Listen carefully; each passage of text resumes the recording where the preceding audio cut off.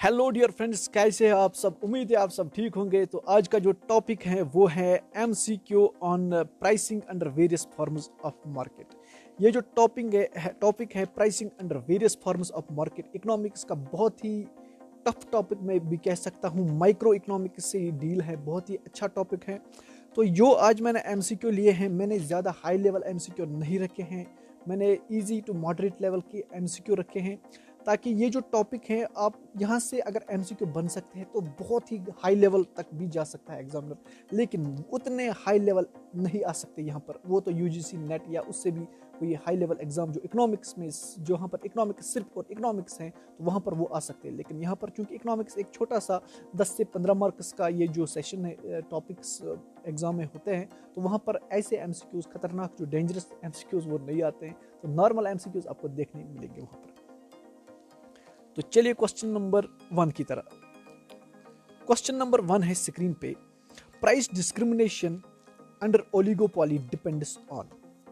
Okay, तो इसका जो करेक्ट आंसर है वो है D pot, elasticity of demand for the commodity. Okay, अब यहां से जो जब ओलिगोपॉली आपने पढ़ी होगी तो वो प्राइस डिस्क्रिमिनेट करता है डिफरेंट मार्केट से, डिफरेंट बायर से। ओलिगोपॉलिस्ट जो होता है, अब वो किस बेस पे ये प्राइस डिस्क्रिमिनेशन करता है, वो सबसे पहले इलास्टिसिटी देखता है कि इलास्टिसिटी कितनी है। ओके, इलास्टिसिटी कितनी, अगर ज़्यादा इलास्टिसिटी है तो क्या वो प्राइस इंक्रीज करेगा या नहीं करेगा। ओके, अगर इलास्टिसिटी कम है, अगर वो ज़्यादा प्राइस इंक्रीज करेगा, 100 से 150 बढ़ाएगा, तब क्या उसकी डिमांड डिक्रीज हो जाएगी। तो ये सब चीज़ें इलास्टिसिटी ऑफ डिमांड दिखाती हैं, और यही चीज़ें जो ओलिगोपॉलिस्ट होता है वो डिटरमाइन करता है, देखता है कि इलास्टिसिटी ऑफ डिमांड एक प्रोडक्ट की कितनी है। On the base of that वो प्राइस डिस्क्रिमिनेशन करता है। हम चलते हैं क्वेश्चन नंबर 2 की तरह। क्वेश्चन नंबर 2 है, excessive capacity is not noticed in which of the following market condition. Excessive capacity किस में नहीं होती है। ओके, तो इसका जो करेक्ट है वो है परफेक्ट कंपटीशन में एक्सेसिव कैपेसिटी नहीं होती है, क्योंकि परफेक्ट कंपटीशन एक ऐसा मार्केट है जो आपने पढ़ा होगा जो ऑलरेडी ऑप्टिमम लेवल पे काम करता है। ओके, एक्सेसिव कैपेसिटी होती है वो कैपेसिटी जहां पे एक फर्म जो होती है वो जितना प्रोड्यूस कर सकती है लेकिन उससे कम करती हैं। जो उसके पास एक्सेसिव कैपेसिटी रहती है उसको कहते हैं एक्सेसिव कैपेसिटी। सिंपल है, लॉजिक बहुत सिंपल है, आपको समझना है। तो यहाँ पर जो है आपको याद रखना है सिंपल, परफेक्ट कंपटीशन में एक्सेसिव कैपेसिटी नहीं होती है, बाकी इनमें होती है थोड़ा थोड़ा, और सबसे ज़्यादा यहाँ पर तो इसका फ्यूचर ही है एक्सेसिव कैपेसिटी मोनोपोलिस्ट का। तो आगे देखते हैं क्या एमसीक्यू है। क्वेश्चन नंबर 3 है स्क्रीन पे, shut down point for a firm is a situation wire. Shut down जो पॉइंट होता है फर्म का वो कहाँ पे होता है। इसका जो करेक्ट आंसर है वो है एवरेज रिन्यू, सॉरी ये नहीं है ये this is the correct here. C part is the correct है। एवरेज रिन्यू जब बराबर होगा एवरेज वेरिएबल कॉस्ट।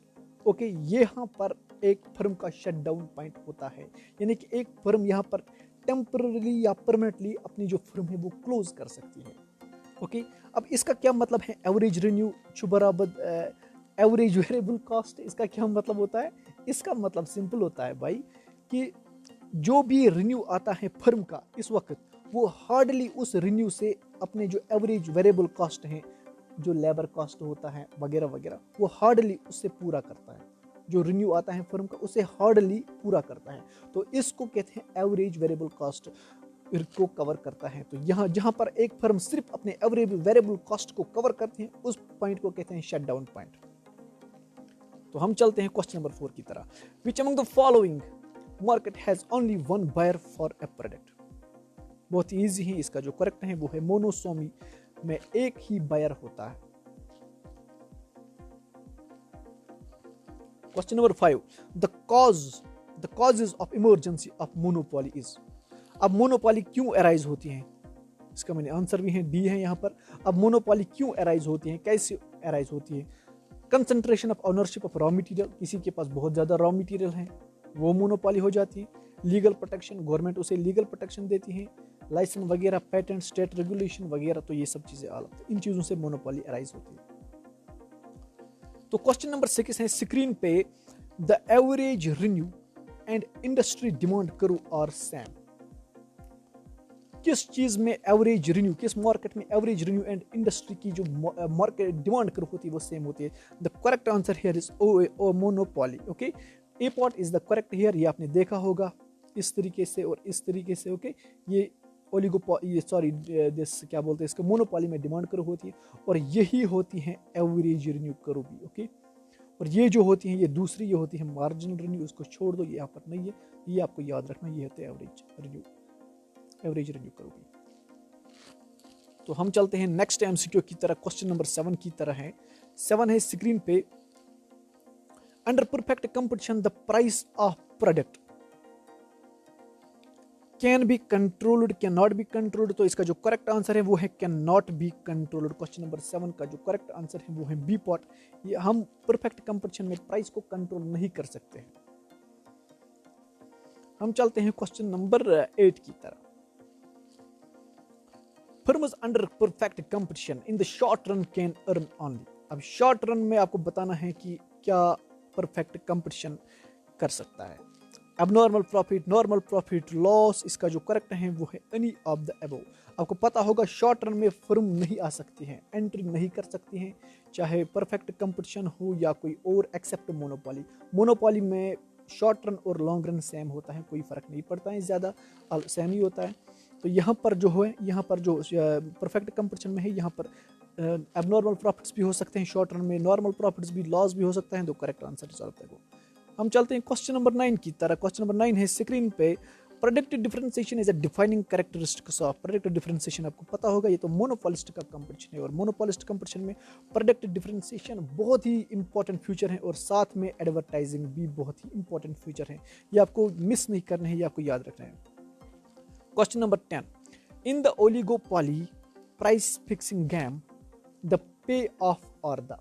अगर आपने ओलिगोपोली पढ़ा होगा तो आपको पता होगा प्रॉफिट्स ऑफ द फर्म, जो the pay off are the, यानी कि फर्म का जो मोटिव होता है, मैन, वो होता है, आपको याद रखना है प्रॉफिट्स ऑफ द फर्म। यहाँ पर जो ओलिगोपोली में गेम चलती है, आपको पता होगा डियोपोली एक किस्म का ओलिगोपोली होती है।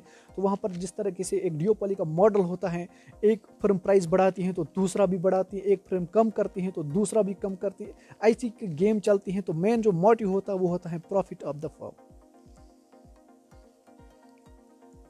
क्वेश्चन नंबर 11 की तरह चलते हैं। The price elasticity of demand for any particular perfectly competitive firms output is. और जो यहाँ पर क्वेश्चन कहता है जो परफेक्टली कम्पिटिटिव फर्म उसका आउटपुट होता है उसकी इलास्टिसिटी क्या होती है। ओके, ये आपको बताना है। क्वेश्चन नंबर 11 का जो करेक्ट है वो है इन्फिनिटी। ओके, आपने देखा होगा ये होता है परफेक्ट जो कम्पिटिटिव फर्म है, यहाँ पर ये डिमांड कर्व होती है। ओके, यही एवरेज रेवेन्यू कर्व भी होती है। परफेक्ट कंपटीशन की बात कर रहा हूँ, यही एवरेज रेवेन्यू कर्व और यही मार्जिनल रेवेन्यू कर्व होती है। सारा कुछ यही होता है परफेक्ट कंपटीशन में और ये होती है इन्फिनिटी। इन परफेक्टली इलास्टिक, यानी कि परफेक्टली, यहां पर हम कह सकते हैं परफेक्टली इलास्टिक। क्वेश्चन नंबर 12 है हमारे पास, A perfectly competitive firms demand curve is. बहुत ही अच्छा क्वेश्चन है। परफेक्टली कम्पिटिटिव फर्म की डिमांड कर्व क्या होती है। यहाँ पर इसका करेक्ट डी है, the same as firms marginal revenue curve. Okay, ये मैंने अभी बताया आपको, यही परफेक्ट कंपटीशन की बात चल रही है, यही एवरेज रेवेन्यू कर्व होती है, यही मार्जिनल रेवेन्यू कर्व होती है और यही डिमांड कर्व होती है। सभी चीजें एक होते हैं, ये चीजें आपको याद रखनी है। क्वेश्चन नंबर 13 की तरह चलते हैं। ओपैक, ओपैक अब पता है ऑर्गेनाइजेशन है आपको, is an example of which of the type of producer organisation known as. ये किस टाइप की ऑर्गेनाइजेशन आपको बताना है, ये तो पता है, ये आपको है कार्टेल्स। ओके, क्वेश्चन नंबर 13 का करेक्ट है डी पॉट। क्वेश्चन नंबर 14 की तरह चलते हैं हम। Perfect competitive firms are price searcher, price maker, price discriminator. याद रखना है तो बहुत ही ईजी है। प्राइस टेकर, क्योंकि ये प्राइस पे इफेक्ट नहीं कर सकते, ये प्राइस टेकर हैं, जो मार्केट में प्राइस होगा उसी पे चलते हैं। डंपिंग इन्वॉल्व्स, डंपिंग क्या होता है आपको याद रखना है, डंपिंग क्या होता है, सॉरी डंपिंग इन्वॉल्व्स, यहाँ पर इसका करेक्ट आंसर है this D pot, price discrimination between home market and foreign market. जैसे चाइना का जो प्रोडक्ट है वो डंपिंग करता है, यानी कि दूसरे कंट्रीज के मार्केट में लोवेस्ट प्राइस पे बेचते हैं, तो उस चीज़ को डंपिंग कहते हैं। क्वेश्चन नंबर 16 है हमारे पास, firms have chronic excessive capacity in, firms have chronic excessive capacity किस में होती है, यानी कि बहुत ही ज़्यादा एक्सेसिव कैपेसिटी है। एक इंपॉर्टेंट फ्यूचर है ये मोनोपोलिस्टिक कंपटीशन का। ओके, ये आपको याद रखना है, इंपॉर्टेंट है, ये आ सकता है। हम चलते हैं क्वेश्चन नंबर 17 की तरफ। The competitive firm maximise its profit by operating where. एक कॉम्पिटिटिव फर्म जो होती है वो कहाँ पे अपने प्रॉफिट को मैक्सिमाइज करती है? तो क्वेश्चन नंबर 17 का करेक्ट है वो है डी, जब इसका मार्जिनल कॉस्ट होता है बराबर प्राइस। या तो आपने ग्राफ में भी देखा होगा, इस तरीके से वो ग्राफ होता है। तो यहाँ पर ये मार्जिनल कॉस्ट होता है, यहाँ पर ये जो प्राइस होता है, तो दिस इज द थिंग, यहाँ पर ये बैलेंस होता है, इक्विलिब्रियम में आता है। ये सब चीजें आपने पढ़े होंगे। क्वेश्चन नंबर 18 की तरह चलते हैं। Which of the following is not an exception of competitive model? competitive model का जो competition market है उसकी कौन सा exception नहीं है इनमें से? इसका जो करेक्ट है वो है economies of scale नहीं होती वहाँ पर, बाकी homogeneous product होता है। इंपॉर्टेंट फ्यूचर है unrestricted mobility, ये भी है, बाकी possession of ultimate information, ये तो सब हैं, तो यहाँ पर ये नहीं। तो हम चलते हैं क्वेश्चन नंबर 19 की तरह। Under perfect competition the number of firms large है, बहुत ही ईजी है, वहां पर तो लार्ज है, पहले से ही पता होगा आपको। चलो हम चलते हैं क्वेश्चन नंबर 20 की तरह। क्वेश्चन नंबर 20 है हमारे पास स्क्रीन पे, ए मोनोपोलिस्ट ऑपरेट्स ऑन। मोनोपोलिस्ट कहां पे ऑपरेट करता है? 2 सेकंड देता हूं मैं इस क्वेश्चन को सॉल्व करने के लिए। इसका जो करेक्ट आंसर है वो है C part, the inelastic part of demand करो। ओके, इनइलास्टिक पॉट, ये आपको याद रखना है, inelastic. Question number 21, charging different price from different uses और ऑक्यूपेशन इज कॉल्ड। इसको क्या कहते हैं? ये चीजें आपको याद रखने हैं, ये 3 ही चीजें हैं जो आपको याद रखने हैं। तो इसका जो करेक्ट आंसर है वो है ए पॉट। इसको कहते हैं ट्रेड डिस्क्रिमिनेशन, याद रखना, ट्रेड डिस्क्रिमिनेशन। और सेम टाइप का है charging different prices from different buyers is called personal discrimination. Okay, ये चीजें आपको याद रखने हैं। और आप बताना कमेंट बॉक्स में, ये खुद सर्च करना आप, प्लेस डिस्क्रिमिनेशन कौन सी होती है। ये तो इजी है फिर। तो क्वेश्चन नंबर 23 है, which of the following market type has the fewest number of firms. Fewest number of firms, जहां पर थोड़ी सी फर्म्स होती हैं, तो इसका जो करेक्ट है वो है ओलिगोपॉली, बहुत ही इजी है। तो क्वेश्चन नंबर 24 है, the cellular industry is an example of which of the following. Cellular industry होती है जो ये एयरटेल, जियो वगैरह जो सेल्यूलर जो हमें सर्विस प्रोवाइड करते हैं, तो ये हैं ओलिगोपॉली। ओके, तो ये जो ओलिगोपॉली क्यों होती हैं? क्योंकि यहाँ पर कुछ ही होती है, फ्यू फर्म्स होती हैं, 2 से 5 तक होती हैं बस। ओके, इसको कहते हैं ओलिगोपॉली। तो इसके साथ ही दीजिए मुझे इजाजत। Thank you for watching and please do subscribe my channel for upcoming videos. Thank you for watching.